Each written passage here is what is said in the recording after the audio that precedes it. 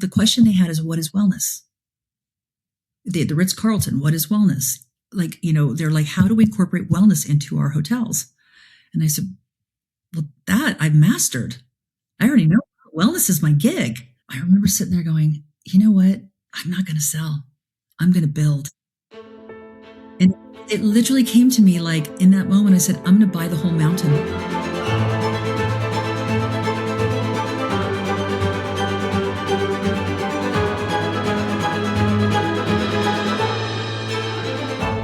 In just a moment, you'll meet Diana Stobo, the founder and visionary behind the Retreat Costa Rica, a 25-room luxury wellness destination and healing center with 3 farm-to-table restaurants about an hour west of San Jose. Condé Nast just named it the #1 destination spa in the world. It's a truly magical place. But I want to rewind about 25 years, and Diana is 34 years old. She's got 3 kids at home. Her husband travels Monday through Friday for work, and she's alone on her living room floor, projectile vomiting blood. She's calling a friend because she can't leave the house to get to the hospital because her kids had just gone to sleep. Then she finally gets to the hospital. The doctor tells her she's raw tissue from one end to the other and hands her a prescription that she'll need to take for the rest of her life. But Diana never fills the prescription. Instead, she eliminates 6 foods, loses 100 pounds, reverses every condition her doctor said was permanent. She pioneers the raw food movement. She writes several books and sells 65,000 copies out of the trunk of her car. And then comes the divorce. And on that same day that her divorce is finalized, she buys a property sight unseen on a quartz mountain in Costa Rica. But there are years between that purchase and the property that you see today. Years where there are no investors, no guests, and quite frankly, very little money left. Years when she's draining her retirement savings to keep her staff on payroll during a global pandemic. And then there's the moment she walks into the Global Wellness Summit, the biggest gathering of hospitality and wellness executives in the world. And in that moment, she's ready to just sell the whole thing, to throw in the towel. She's broke, she's overwhelmed, she's one woman paying every bill. And one by one, the biggest names in the industry start describing the future of hospitality. Intimacy, authenticity, nature, homegrown food. And she realizes they're describing everything that she has already built. So she doesn't sell. She goes back to Costa Rica and buys the whole freaking mountain. This is one of the most remarkable founder stories that we've had on Behind the Stage to date. You're going to love this story and love meeting Diana. All right, friends, without further ado, get ready to meet Diana. All right, Diana, we are live. Welcome to the show. It is such an honor to have you. We've been going back and forth for far too long, mostly on me. I think all on me, quite frankly. But here we are. We made it, and I am just ecstatic, or excited, I should say, to hear your story. Thanks for making the time today. God, no pressure there. Yeah. My pleasure. Happy to be here. Well, I actually want to take us down, or take you down, really, a trip down memory lane for a minute here. So when I was doing some research for the show, I was reading several different stories about how you got your start. And this is the moment I want to bring you back to. So you're 34 years old at the time. You've got 3 kids at home, and you're rushed to the hospital with a bleeding ulcer. Take me back to that night. What was going on? What happened? And then more interestingly, what did you do? How did your life change as a result of that moment? Well, yeah, it was in my 30s. I had 3 little kids at home. My husband was in private equity, and he traveled a lot, pretty much left on Mondays and came back Fridays. So I used to say I was a single mom. He goes, yeah, you're a single mom with a nice paycheck. And I was like, well, that doesn't make it any better. But, I remember I was vomiting up blood, actually. I profusely vomiting up blood. The kids had just gotten put down. And, you've got 3 little kids. You've got, I think there was 2. My twins were 6 and my baby was 3. And the house was quiet. And I just started projectile vomiting. And it was blood was coming out of every part of my body.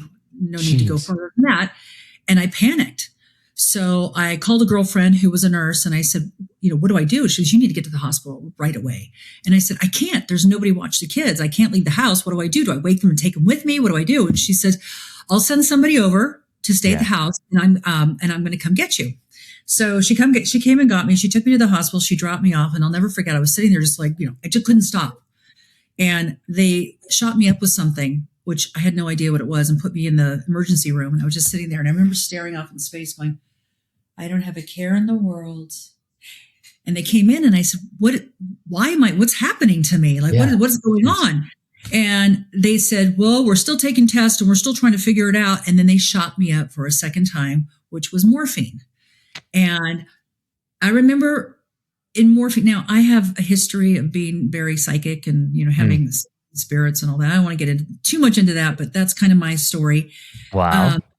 And I saw my spirit guides looking at me and going, you can go now if you want. Wow. That's it. Like morphine connected me to this place. They're like, or you need to get your shit together. And I was like, so I fell asleep, whatever. My friend came and got me, took me home. Turns out I had a bleeding ulcer, and they took me home, and I had the worst hangover the next day. And because of my husband at the time, he was like, model of responsibility. Everything's got to be certain. Kids, it's school night. See, it was very structured. And I woke up, and any mother in their right mind would say preschool's not a necessity. They can skip kindergarten for one day. But no, the responsible person in me took them to school with this morphine hangover, blood everywhere. And I looked over to the side of my bed, and I had a pill for my thyroid, a pill for my bursitis, a pill for I couldn't get up in the morning without taking 3 or 4 pills. I was like 34 years old. Yeah. Yeah. I thought, okay, this is crazy. This is ridiculous. So they made me an appointment as a gastroenterologist, and I went to go see them, and they took, test, and they said, your raw tissue from the esophagus down. Like, okay, down what where? Is it? Yeah. from basically this hole to the other hole. And I was like, so what do I do? And they said, well, you're going to have to go on this Prilosec, which is a purple pill. And I said, okay, for how long? I was thinking they're going to give it to me for a week, and it was going to, fix the tissue. And they said, for the rest of your life. Jeez. And that just blew my mind. And I thought, okay, Diana, you're a very intelligent woman. This is not right. So that day, my sister calls me. She, of all people, she had a grapefruit size tumor, and she was going into surgery. And so she did this body ecology diet that was an alkalizing diet. And by the time she went in for the surgery, the tumor was the size of a walnut. So in 2 weeks, she shrunk her tumor inside her uterus. And she goes, you got to do the body ecology diet. So being a high achiever like I am, sign me up. Not only did I read that book, but then I immersed myself, dropped the kids at school, and spent my entire days reading, learning, and using my body as a petri dish. I never took the Prilosec, got rid of the pills, got rid of everything, just completely went cold turkey and changed my diet. Wow. Changed my diet. Give us what is the quick overview of the diet? Because I've actually never heard of this one. So tell me, what are the fast facts? No dairy, no wheat, no sugar, no meat, no caffeine, no alcohol. Boom. So nothing. Water. You just drink water.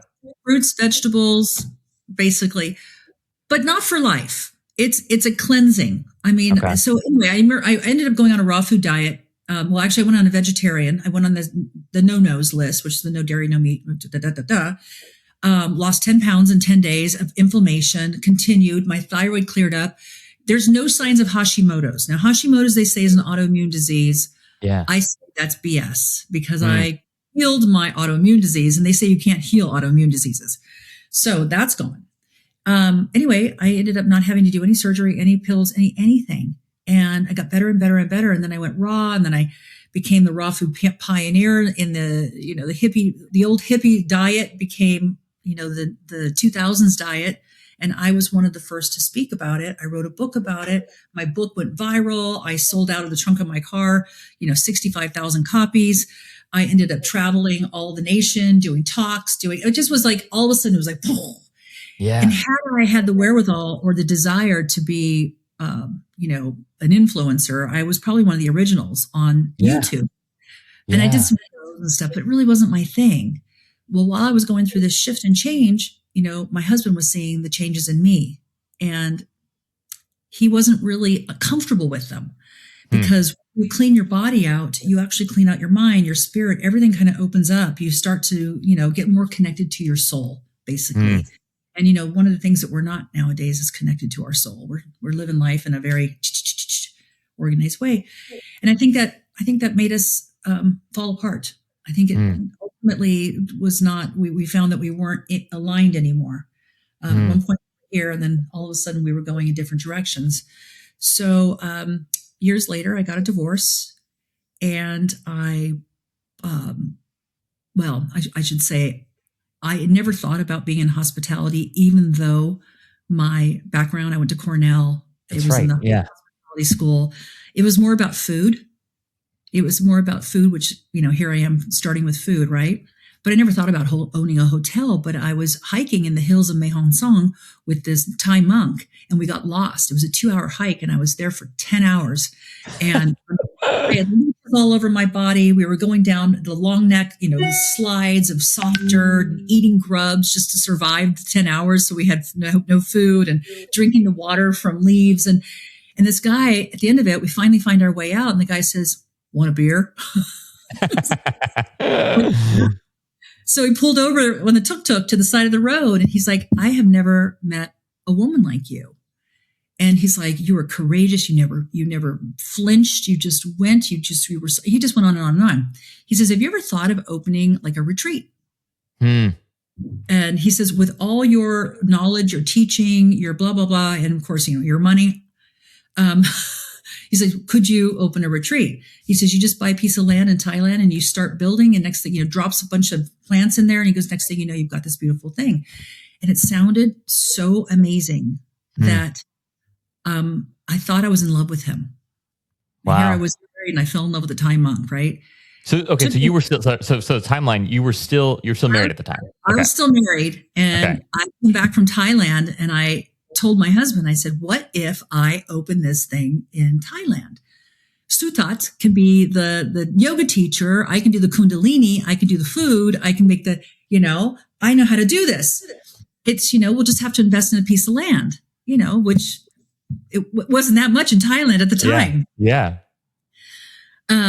And I said, I could be gone half the year. My kids were getting close to being out of school. And, my oldest were probably a few years from graduating from high school. And I said, "It'll take some time to build it. And then eventually you do your thing. You're gone Monday through Friday, and I'll do my thing. And then we'll meet up. Rendezvous in the weekend in a different part of the world." Yeah. What a life. Yeah. It's like, I didn't sign up for that. No. And I was like, what am I going to do when the kids are gone? What am I going to do? So anyway, flash forward. By the way, I was not in love with the Thai monk. Turns out I fell in love with myself, because somebody for the first time saw me and would make me see myself. It was very interesting. That was a very interesting moment in my life where I was like, "Oh my God, I actually am that person that he just said I was. I didn't know." Wow. So when I got a divorce, the same day that my divorce was final, my mother's husband died in hospice after 3 years of being in hospice. And my brother went through a very tragic situation. But anyway, my mother had bought a property in Costa Rica. Okay. And that property in Costa Rica, when her husband died and my brother lost all his money, he lost her money too. And so he was distraught, had to sell her house at a fire sale so she could pay her bills. And anyway, she's like, "What am I going to do with that property?" And I said, "Mom, I have an idea. Let me tell you, I will pay the last payment and I'll figure it out." I said, maybe my divorce was for something. Maybe I was supposed to build that retreat center. Maybe I was supposed to create this thing. And so I bought it sight unseen. Wow. So, okay. I want to back up a little bit, just because, incredible story. Back. Yeah. Incredible story, right? And you're clearly somebody who leans into ideas, leans into risk, right? You're very, very courageous. First of all, who's even hiking? Don't make me fall in love. We'll try not to. But I'm no Thai monk. But I think about like people that espouse and and quite frankly are just like aware enough that life doesn't need to, like, life presents these really cool, incredible opportunities to us. You know, it's never going to force itself on you, right? Like, not you could have this idea for forever, right? And most people have ideas and then they just kind of sit on them, right? And then years later they resent the fact that they never pursued the thing that they really loved, and now they're older and they feel like they can't, and yada yada yada. I think that is unfortunately, by and large, the human experience of the, let's say, upper middle class West, right? And so you, right, had a lot of, that context in your life at the time, decide to kind of blow it all up. My question for you is, what was it clear that you wanted to go and craft your own sort of hospitality experience at the time? Like, were you thinking maybe I'll just go and run a couple retreats a year at this property? Like, designing a retreat and executing on a retreat versus like building a hotel, right? And running something that requires humans to be there for, if not the full year, the vast majority of the year, are two very different things. So walk us through sort of the progression between, like, I feel called to do something like this and I got to build a hotel. Yeah, I wish I had thought it all the way through at the time. So it was kind of organic and step by step. I initially built 9 rooms. When I got to the property, I landed and I said, oh my gosh, I see it all. Because I was having this reoccurring dream. So when I got there, I was like, oh, this is my dream. This is exactly what it is. And I imagine people come, and when I was married, people used to come to my house and I would, cook for them or prepare food for them, put them on cleanses, do yoga with them, do Kundalini. I would massage them. We would do meditations. That's what I do. Yeah. And so I said, I'm going to create a home down there where people actually are going to pay and come and be part of this community. A retreat experience, 365 days a year, 24/7 was the idea. So that you don't just come to my house for the day, but you actually come to my home in Costa Rica and let me take care of you. Now, my youngest, was still in high school, so I wasn't able to be there full time. So I was having this girl run it, and it turned out it was very low maintenance. We had the 9 rooms. There was a lot of problems because I couldn't be there as far as the buildings and et cetera. But we kept doing retreats. I wouldn't say we made any money, but we started to build a name. And just because I was one of the OGs of the raw food movement and I had done YouTube and all that, the first 6 months, we were pretty busy, actually, opened, because everybody wanted to see, what is Diana Stobo doing? I read 15 books. I had this bestseller. I had followers. I was doing cleanses. They all knew who I was.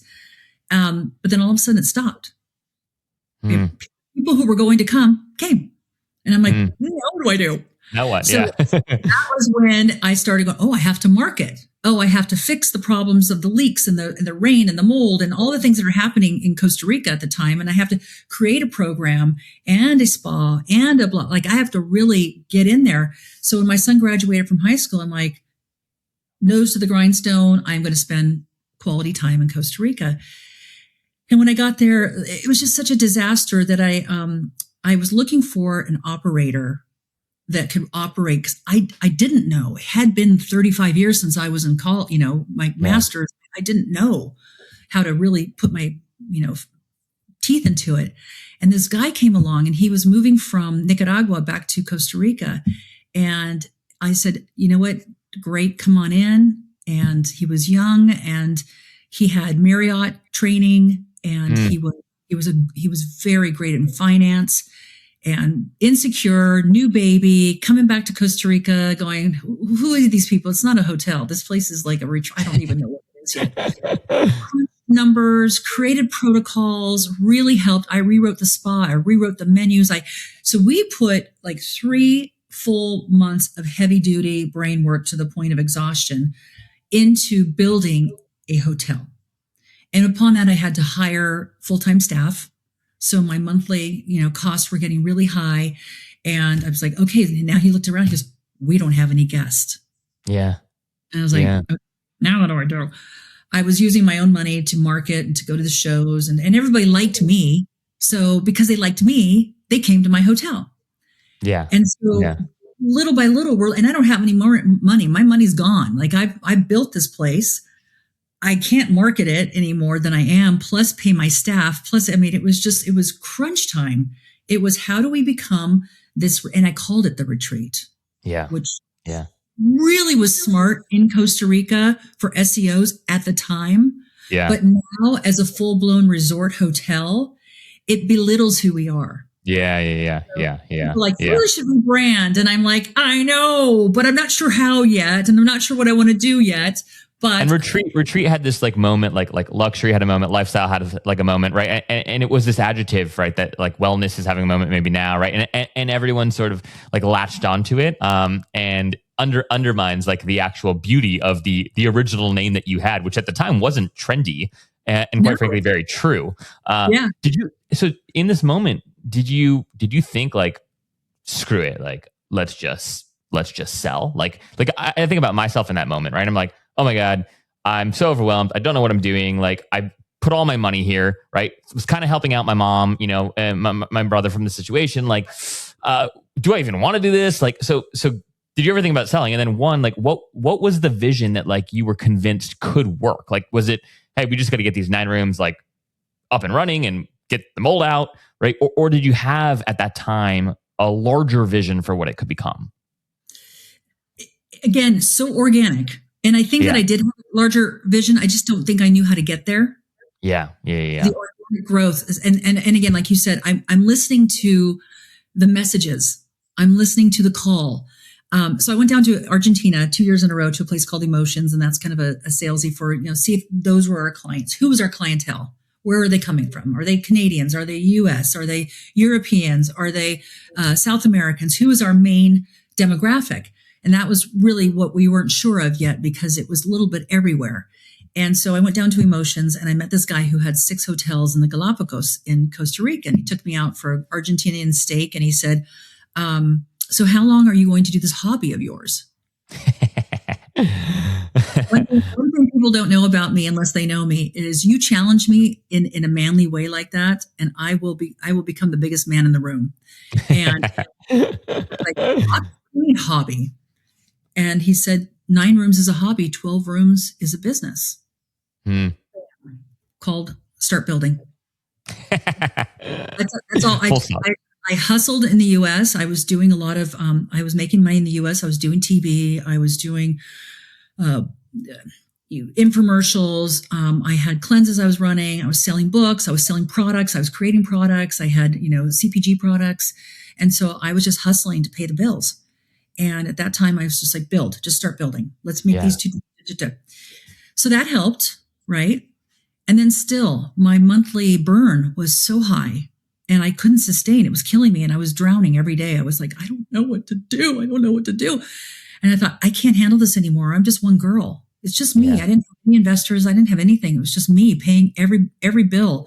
And of course, this manager that I hired, he's there going, you got to have this and you got to pay this and we need a lunchroom. We need a you just like start ignoring his calls. Like anytime he called, it's just like, send a voicemail. And remember how I told you I was the model of responsibility, right? That's true. Had to do what he said because he knew more than I did. He was Marriott trained. I was just this dreamer trying to figure it all out, right? So I hustled and hustled. So I said, you know what? I think I have to sell. I have to find a buyer for this property. So I went to the Global Wellness Summit, and it happened to be here in Florida at the time. I didn't know anybody. I went in with this idea. Listen, I've got this little patch on the mountain, not 12 rooms now. It's got a little bit of a name in Costa Rica. Costa Rica wasn't quite there yet. Mm-hmm. And everybody kind of looked at me like, yeah, you little thing, you. Oh, girl, what's your property? You're nobody. You're not worth anything. I put it on a listing guide in Costa Rica for the property itself because it was a beautiful property. And I said, maybe I can just sell it and just walk away because this is too much for me. Yeah. And I went to this place, and the question they had is, what is wellness? The Ritz-Carlton, what is wellness? Like, they're like, how do we incorporate wellness into our hotels? And I said, well, that I've mastered. Yeah. I already know wellness is my gig. So I said, we have it. They're like, wellness is the future, wellness travel, wellness retreat. I'm like, I've got that. That's it. I'm like, I already have all that. So we went to Chablais. I don't know if you ever heard Chablais in the Yucatan. No. And they built a new hotel, and they usually have pre-trips and after trips for these events. So I went to the Yucatan, and it was beautiful. They had little villas, they really upscale, and they had 80 acres. So my Costa Rican boyfriend and I, we walked the 80 acres, and they had really authentic cultural things. Like they had their tequila bar behind the Stonehenge, like really, I mean, the beautiful Mayan. It was gorgeous. And then they had this spa. And I remember sitting there going, you know what? I'm not going to sell. I'm going to build. And it literally came to me like in that moment, I said, I'm going to buy the whole mountain. Wow. And that's amazing. I came back and I bought the whole mountain, and I started building the spa. And, as a spa junkie, I don't have to be a spa expert beyond what I know I want, what I need, and what people want and need. And luxury is just naturally in my blood. Hospitality is naturally in my blood. So we built it, and it was phenomenal. And I introduced Ayurveda from India, because I did study Ayurveda in Kerala for a while. And I said, we need to bring that to Costa Rica, because it's on the same, latitude line. They can grow the same herbs. They just don't know what it is here. Yeah. So we opened in 2019, the new spa. And that was a huge 8,000 square foot build. And it was extremely successful. And then COVID hit. Yeah. Wow. Oh my gosh. Talk about like just these strides, getting knocked down, getting back up, going harder, dreaming bigger. And then the world sees the global pandemic. Nobody saw, well, maybe some people saw it coming. The vast majority of us didn't see it coming, and it totally disrupts everything. So what was it like there? Like, take us back to that moment. That must have been pivotal. Well, it was interesting because my birthday is March 8th, and I think the whole world shut down March 10th, something like that. Yeah. 10th, 13th, yeah. We had a retreat going and one coming right afterwards. So we get groups, we get individuals, and we get groups. And at the time, January, February, March seemed to be really big for groups. People like to do groups that time of year. So we had a group coming and leaving, and then another one. But I didn't even know. I wasn't paying attention. I don't watch the news, right? Yeah. I was like, hey, I hear they're closing our country. I got to leave. Don't tell the rest of the group. And I was like, what? I consequently was going to El Salvador for a wedding. Wow. So I got on a plane to go to El Salvador. I landed at 5 p.m., met with the bride, and her parents' flight was coming in at 10 p.m., got landed, turned around, and they were closing the country. And so, my gosh. So she canceled her entire wedding of 250 people, a long weekend wedding that she planned for 2 years. And I got on the first flight out of there at 8 a.m. to go back to Costa Rica, because I was having another retreat come in. And then within probably a week after that, they closed the country. They closed Costa Rica down. I couldn't leave. Oh my gosh. I was for 10 months. I couldn't leave. I couldn't come back to the States.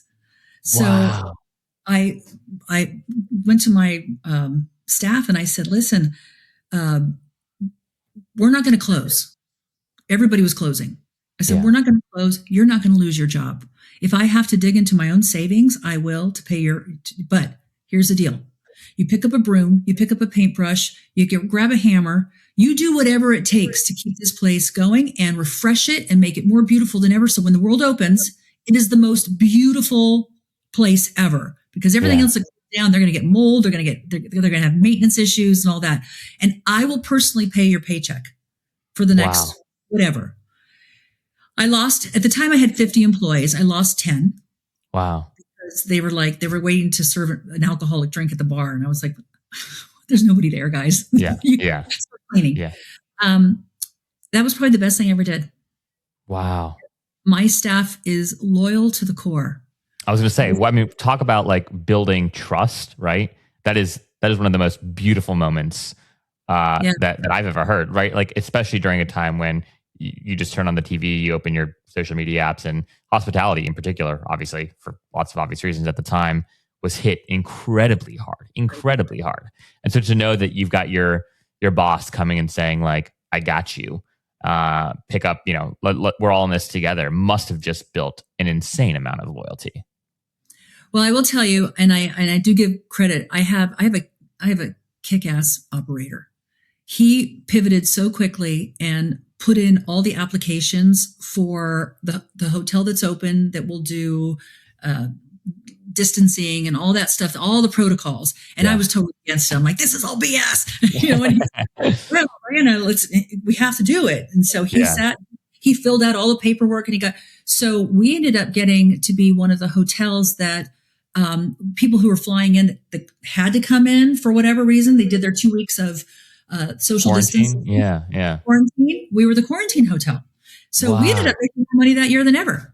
So talk about wow. That is amazing. Jeez. So and then during all of this, right? So you build this incredible spa, you become the quarantine hotel. Talk to us about the programming, right? So was the idea you were the, one of the original raw food people? Were you still at the time going around, I guess not at the immediate time since you were quarantining in Costa Rica, but were you still like out there promoting your various cleanses, talking about these diets, or did that start to wane as this started to ramp up? Like, give us a context, and then a follow-up question to that is really how much of your ethos from a F&B perspective wound up making it into the actual retreat, right? Is it can I go there and get a local Costa Rican meal that isn't that great for me, and then can I also get something that is like, Diana approved? Like, give us a sense of the F&B that is at the retreat and how that has changed, if at all, over the years. Yes, I will, and it has changed. So as the diets change, right, the trends change. My basis is anti-inflammatory. No dairy, no wheat, no meat, no caffeine, no alcohol. Well, I've learned, because as a 61-year-old woman, I've been through menopause. I know that I needed more protein. Yeah. So we started. So it's anti-inflammatory, locally grown, sustainable. So everything's kind of farm to table. So at our Soul Terrace restaurant, and I stuck to this. I mean, I slowly increased things. Like, I'm allowing them to make sourdough bread now on request only. Okay. Yes. We added the cane, the what's it called? It's the pure cane stuff, not the sugar. It's not sugar itself, but it's the cane juice that's dehydrated. Cane juice. Okay. It's like anything that's natural Costa Rican is, you can have that in coffee, but we still have almond milk in coffee. But if people ask for cream, finding a local dairy is like, otherwise, if we can't get it, we don't have it. So I'm very fit. We don't serve certain fishes if you can't get it out in the ocean right in front of Costa Rica. So I'm very, very picky about that. And we've done really well, and our food is amazing, like amazing. But recently we just opened 2 more restaurants. And I said, this has to be Tico. This has to be Tico style, Costa Rican, because if we don't do it, there's no place to go for them to experience Costa Rica high level. We do the breakfast. They can have the rice and beans. They do the plantains. We do the things in a beautiful way. So they can have a nice breakfast. They can order some things at lunch. And then we have our a la carte dinner and our tasting menu that is pure Costa Rican. That's super fantastic. And that's new.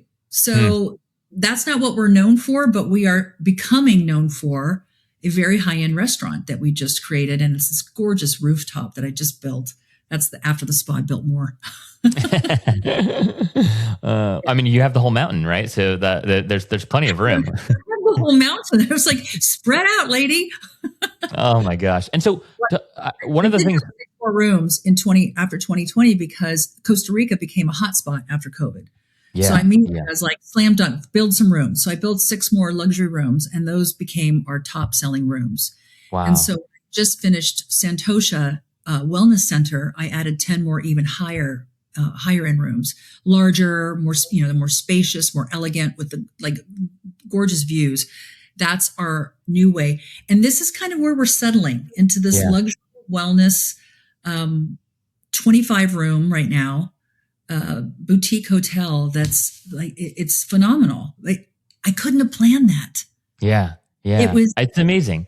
I mean, so my question for you is on the restaurants in particular, one of the, like maybe not the number one question I get, but a question I often get from listeners is people want to do this, like, at least they want to start, right, with anywhere between a 10 to like 25 key boutique hotel. It feels like manageable. You need, right, per your enemy slash mentor in the Galapagos for a minute, maybe per his 12 rooms, right? Or you don't have a business. There is some truth to that, right? Or at least some recognized truth to that. The biggest question folks have is, how do I do F&B at that scale? Because I know I need F&B and I want to do it, and I know it can help drive, total RevPAR. I know my guests need it, especially if you're building in a more remote location. How did you come to terms? I mean, food is so much a part of your story, right? So it feels like you couldn't have done this without F&B from the get-go. But help understand from a business perspective how this has helped you all. Are there learnings that you have? Like, talk to us about the size of the restaurant. Does the restaurant serve the local community as well? Like, give us a sense of how F&B has played a role in your business, especially at a smaller kind of key count. It was probably one of the most challenging parts. Still is. Yeah. Still is. Finding people. First of all, I had to train, and I spent probably 4 years training. Who's now our executive chef, was literally a line chef from the Four Seasons, who came in. He knew how to grill steak and chicken. That was it. And I had to teach him how to do the cleanses. I had to teach him how to juice, how to make, almond milks, how to make sustainable things, to make interesting things without using the no list. Yeah. And so his mind, it was a long time. I spent a lot of time in the kitchen. I spent several years in the kitchen. And that was probably the most challenging. And like I said, now opening a new place, and I'm allowing a little bit more, giving a little bit more freedom. It's helping them be creative, but it's such a transient business. Just when you think the food is great. And by the way, chefs have attitudes. I mean, they're difficult.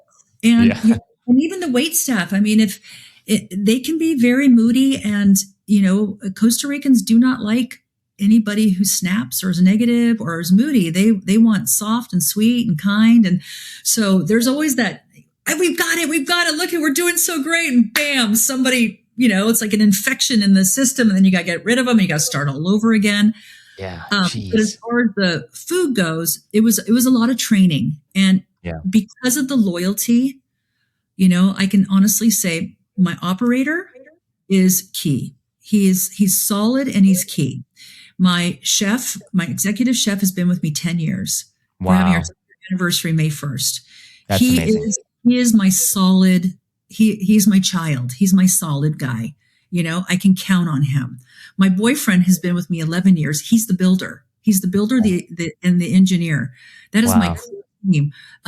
My sales partner, I brought her in literally as the night auditor and now she runs the entire sales team, and my daughter is my marketing. Wow. So I've created a really strong family. I don't know how that scales, to be fair.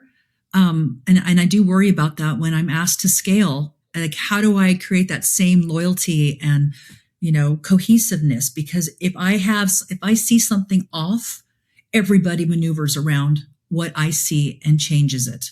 And it's always anybody who has, or is in hospitality knows that we're like a planet. It's like one day everything's great, and the next day there's a problem. And you're like, there's always a problem. And every department changes, right? It's either the housekeeping girl got pregnant. It happens. It happens. or the chef decides that he's had a hissy fit and he walks out, or the spa girls don't want to work more than 2 hours a day. There's always something. Yeah. Yeah.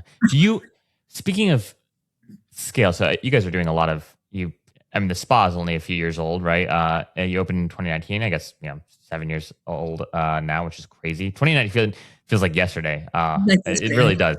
It's crazy. But New restaurant. Yeah. New restaurant. And then you've tapped into something. And in many ways, as I think you've clearly communicated here, all of this like wellness movement that mainline hospitality is catching on to right now has been so core to who you are for years, right? And so it's kind of funny because now there's this moment, now people are paying crazy ADRs. There's all these, we talk about this I have another podcast called This Week in Hospitality, where I talk to, there's 4 of us on a panel. It's a news show, right? And one of my co-hosts is former GM. He opened up several Edition properties for Marriott. He's worked in luxury lifestyle for his entire career. And one of the things he's observed is now when he's asked by investors who are building new properties, right, where do they invest from an amenities perspective? He had this observation that like the sauna, right, is getting more real estate than the bar now. And this like idea, right, and more square footage really than the bar. And this idea that, you know, the future of luxury lifestyle it's in the sauna, it's in the spa. Whereas historically, you know, I mean, I think people are still investing well in bars, but like point being that there's this shift happening, right? But this is a shift that you have known for decades, right? And so here we are.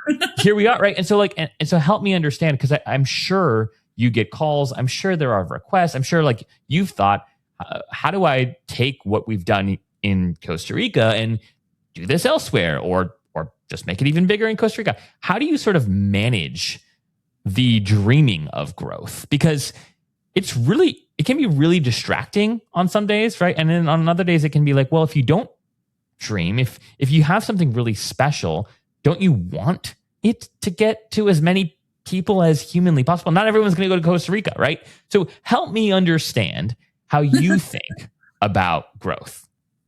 I feel like you just stepped right into the last 3 months of my life. As I, like, are you in my brain right now? Who knows? Maybe I'm one of those spirits. You know, you never know. You're like talking outside here. The last few months I've been in a cocoon because there's a lot of opportunity and there's a lot coming. I don't know if you know, but Condé Nast voted us #1 in the world.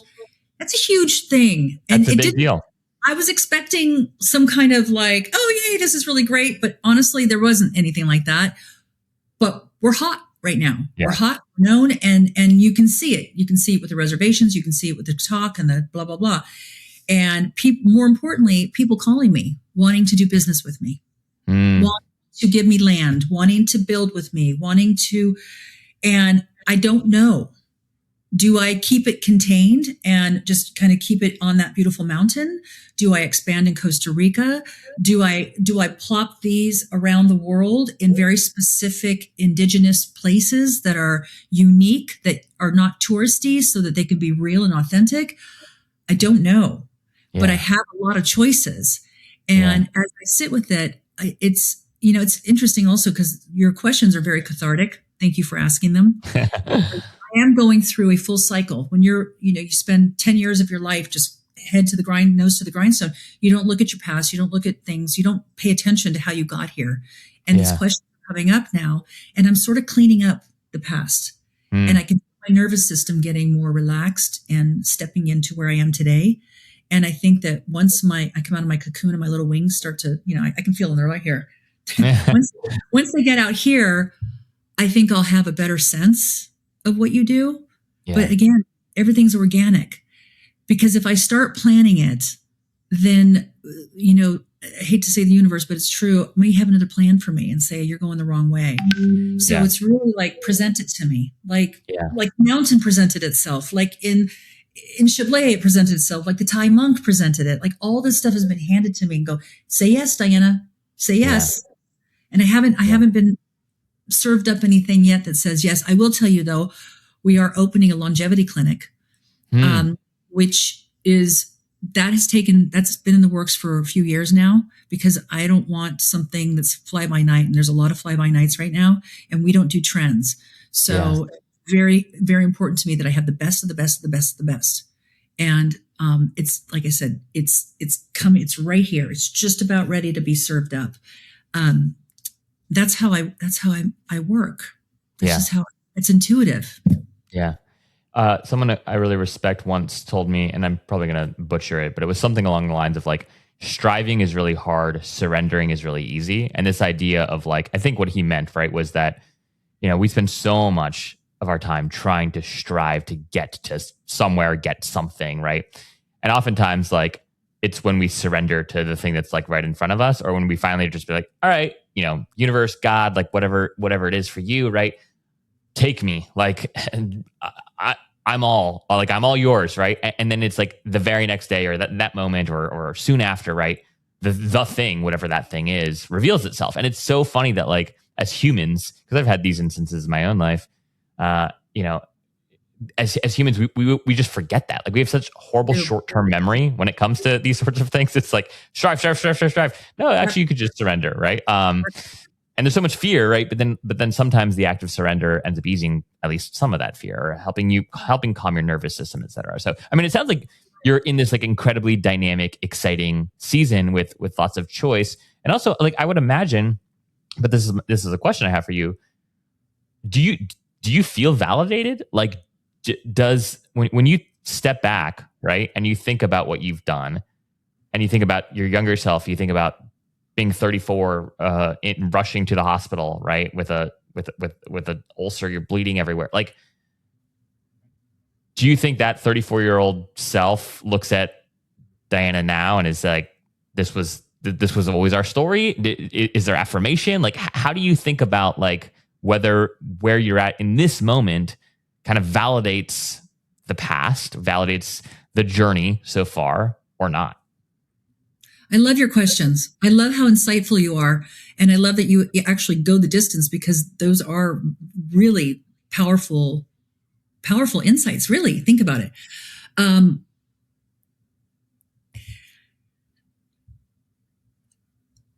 I don't. I absolutely don't. And that's what I'm hoping to do right now.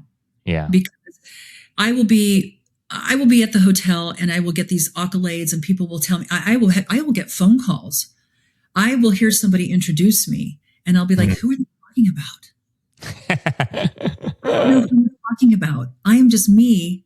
I'm sitting behind a computer right now, talking to this vibrant man, and I'm just working. I'm working. I'm creating and working and thinking and stressing and organizing and feeling. By the way, my family, my business family, are so important to me. I make sure that they're happy. Yeah. These are things I worry about every day. I worry about the relationships I've built. I worry about the guest being happy. I don't think about who I am. I don't ever take the time to go, look at what you've accomplished, Diana. Wow. Good on you. I don't. Yeah. But people ask me to do that a lot. They're like, have you ever just stopped and taken a look at yourself and said, look at how far you've come. Look at what you've done. I'm like, no. And I don't know if that's just absent-mindedness, or if that's or if that's just not, or if it's an acceptance of my own trauma, that I don't want to, like, give myself credit for anything. But I've not done that, because there's more to do. Yeah. Yeah. It's really, I don't know what that is, and I don't know why I don't do it, but no, I don't. I think some of the, one of the distinguishing factors between builders, right, and others, and the more, the older I get too, sometimes I look and I think I wish on some days, like, the builder in me wasn't so intense, or wasn't so strong, or that spirit, right, wasn't so alive. Because, you look at, the grass is always greener, right? But I look at other peers of mine, I'm like, I really wish I could just, like, do life like that. It seems simpler. It seems more, it just seems truer, right? And instead, you put yourself through just, like, hell and intensity, and it's like this hunger, right? I don't know if it's addictive in some respects, right? Of this, and it's not always like, my wife will ask me sometimes, or my friends will be like, "Are you just like, is this about, like, success, money?" I was like, honestly, it doesn't even feel like it is about those things. I'm sure those things subconsciously play a role, right? Yeah. But it's like, if I don't do this, like, I don't know what else I'm doing. Like, what else? It's like this itch that you have to scratch, right? And so, anyways, I wonder if entrepreneurship is actually a spiritual, like, component into. I think it is. I think it is. That would be my take. And point being, like, so many, I think, of the most successful people in life that I really look up to and respect, I think they'd answer the question just like you did, which is like, oh, I don't feel like I don't spend the time thinking about that, right? Because there's so much to do. So I don't know what the answer is. I don't think any of us really do. It's probably worth doing both. I definitely don't have imposter syndrome. Yes. I definitely don't think I'm an imposter. And it was just yesterday or a few days ago, I got on a call with a bunch of women and part of this group I'm in, and I started speaking and I realized, God, I know a lot. I know a lot about nothing, but I know a lot, and I'm very, very clear on what I know. Yeah. And there's so much I don't know. And I think that I focus on what I need to know and what I don't know more than what I actually know. So sometimes when I do podcasts or I get on healing calls or whatever it is, I go, God, you really are quite phenomenal. Like, you know a lot. And then I go to the kitchen and my daughter starts telling me how, dumb I am. And then I go, I don't know anything. I have a couple of final questions for you, Diana. One is, I think about this a lot. And I think hospitality in this moment in time is inarguably over the next decade, maybe forever, is more important than ever before. The rise of AI, right? And just how quickly it is changing every way in which we think, we work, we confess, we consult, right? Like we grow relationships. I mean, my wife and I were talking last night about the fact that like she's deep on this, like talking to one of her agents about her health goals and whatnot. And I'm showing her my chats with my agent. She's showing me her chat. And it's just like, we're not even talking to each other about these things. Like, that's weird. Like, we need to be, right. But like where this plays out, I think, right, is that the need for genuine human connection will be greater than ever. The need for physical experiences will be greater than ever before. And so my question for you in particular is, given your deep roots in food and spirituality and whatnot, like what is the tone that you're hearing right now? Like, are you seeing already sort of this uptick in people like needing escape? Has it hit yet when you're getting on these healing calls or what have you? What is like the tenor of the call? I'm curious to get your perspective as somebody who's deep in wellness and has been for forever, how you read this moment and what, if anything, needs to be done or can be done about it. Connection, you're right. Connection, social wellness, which is really what we focus on with the new build. And my Santosha building is about socially having people come together and gather, not doing. Yeah. You can do together, but just being together. And providing spaces where people can just kind of unwind and feel and be. It's funny. They're still on their phones. They're still in their books. But they slowly, let's say you come for a week and at the end of it, you're friends, you're sitting with somebody, your best friends. That's huge. And in talks, the male, the divine feminine stepping in the male's world, and not in business. I'm not talking about how much you get paid or how you're appreciated.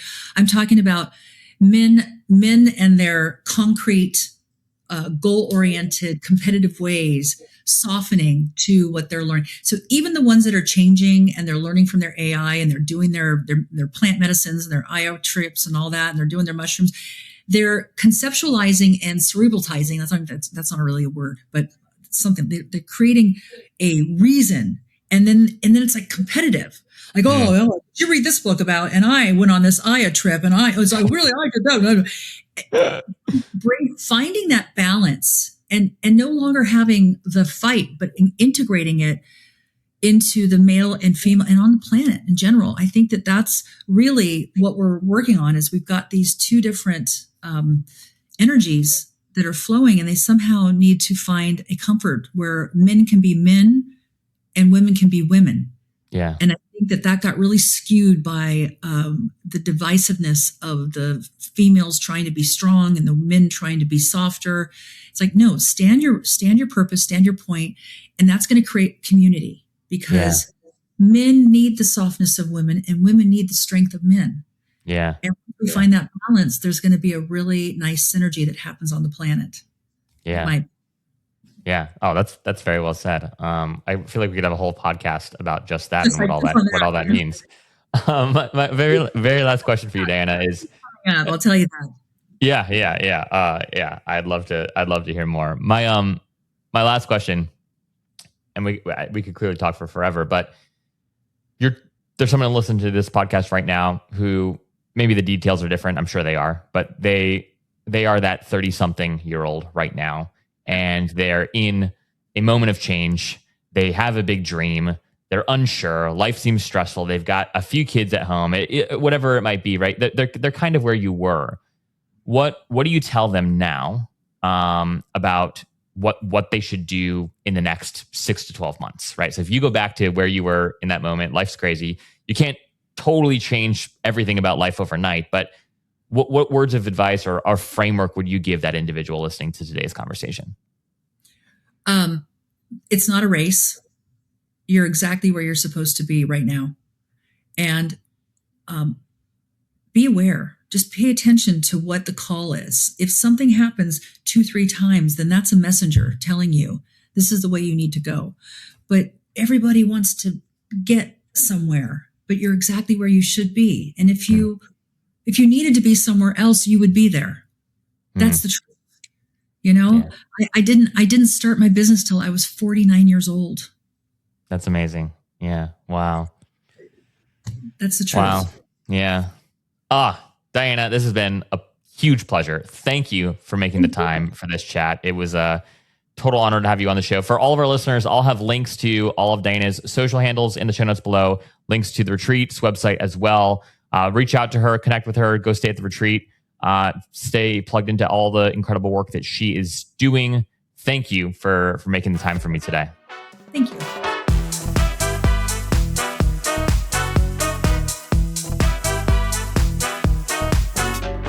Hey friends, thanks for joining us for this episode of Behind the Stays. I'd love to know what you thought of the episode. Feel free to shoot me a DM on Instagram at Behind the Stays or send me an email at zach@journey.com. If this is your first time tuning in, it's a pleasure to have you and we hope to have you back again soon. But if you've been a listener for a while, I'd greatly appreciate if you'd subscribe to the show if you aren't already, and then leave us a rating and review of the show wherever you're streaming this podcast. Oh, and if you know a hotelier or a hospitality entrepreneur that's building something new and novel, I invite you to introduce them to me so that my team and I can discuss bringing them on the show. Again, you can just shoot me an email at zach@journey.com or a DM on Instagram. Behind the Scenes is brought to you by Journey, a next-generation loyalty program built for the modern traveler. We're looking to onboard new boutique hotels, unique stays, and the top vacation rental management companies onto our platform every day. If you're a hospitality entrepreneur who has a stay or a collection of stays with soul, we'd love for you to apply to join our alliance at journey.com/alliance. Again, that's journey.com/alliance. Thanks for being here, y'all. We will see you next time.